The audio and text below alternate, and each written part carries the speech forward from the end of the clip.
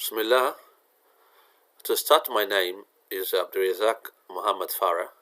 I'm one of the students learning Master of Project Management at Open University in Malaysia, but facilitated by SIMAD University in Mogadishu. I'm going to present here one of our assignments of International Project Management, which specifically describes about the negative impact of COVID-19 on international project continuation and performance. I'm going to focus on how the COVID-19 had negative impact on master's students' class attendance at University of Somalia, UNISO. I'm expressing my gratitude to our faculty dean, Yunus Ali. I'm also expressing my gratitude to our lecturer, Professor Abdul Abdullahi. This is a coursework assignment required by Center for Postgraduate Studies, SIMAD University, specifically International Project Management course. The purpose of this assignment is to enable the students to enhance their knowledge and interpersonal skills in cooperation of international projects. I'm going to explain how the COVID-19 has an impact or negative impact in the continuation of the master's classes at Somali University after the Somali federal government imposed lockdown on educational different kind of sectors like public sectors, the national and international organizations, the education centers including universities. All projects started to halt and discontinue. The main important thing I'm going to explain here is that it is specifically affected the master's students working in Somalia and those are outside the country learning the course in distance learning plus their lectures, which affected the lockdown of the COVID-19 imposed by the federal government of Somalia on education centers, including those which provide higher education, which are the universities including UNISO.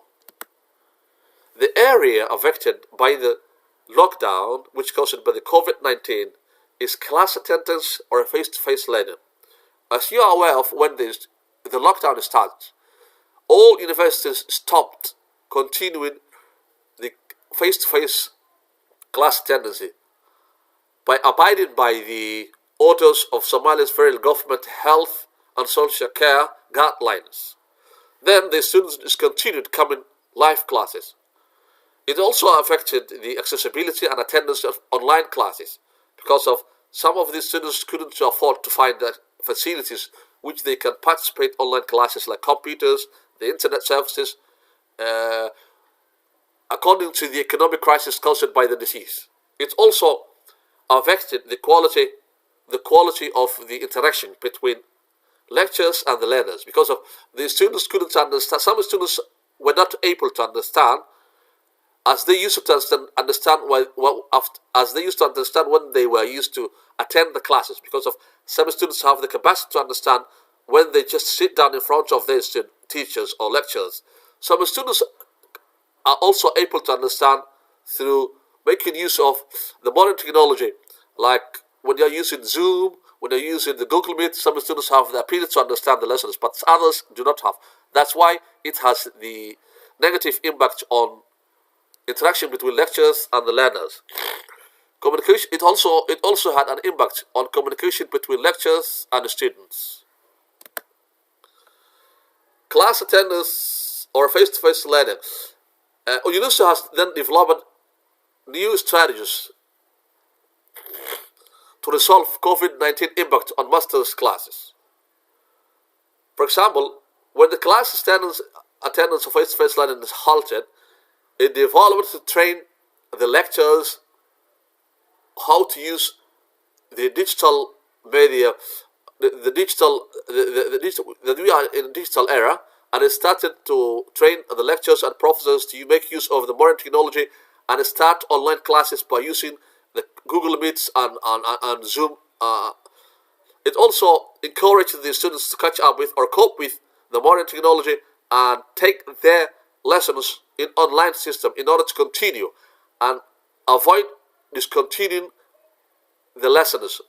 Some students were in Mogadishu, some students were in different regions in the country, some students were on work trips in the neighboring countries. Also, the university has a relationship with another universities, so the lecturers who were overseas, like neighboring countries in Kenya, in Uganda, or in Asia or America, those lecturers started to use modern technology and continue the lessons by conveying their lessons to the students and using the modern technology. It also developed a new strategy to have the accessibility and tendency in online classes.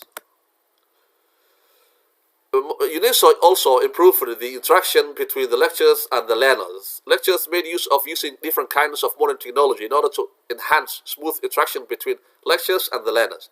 They used to contact with their students in an online system, just calling them in WhatsApps and other methods or channels of communications in order to fix a time for online classes.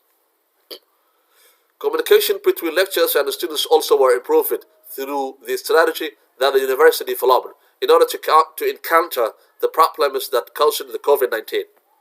Lecturers used Zoom, and thus students set up WhatsApp groups to communicate as groups or individual for continuation of learning objectives. So, this apparently reveals that the strategy developed by the university achieved in order to continue learning and communicating properly between lecturers, students, students and other staff in order to resolve the COVID-19 lockdown disturbance and implement university strategy.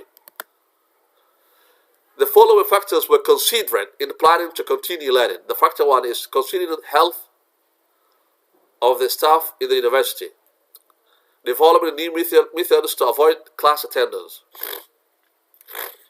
abiding by the rules and regulations of the authority or the government, developing new means of making use of the modern technology, letting the learners stay at home and take their normal lessons, convincing teachers to continue conveying their notes, and so on. My conclusion is as follows even. In our assignment report, we examined and came very familiar with the negative impact of COVID-19 on the University of Somalia, particularly continuation of master's classes attendance. It has had negative disturbance on the continuation of lectures in the class. We also examined its challenge on the students and lecturers. Following, we developed online or virtual system.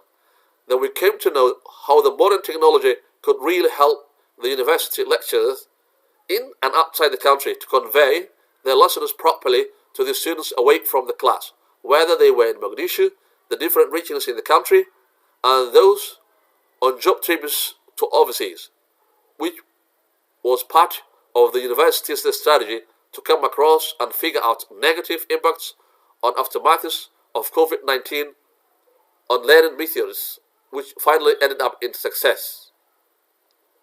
And that's all my presentation. Thank you for listening.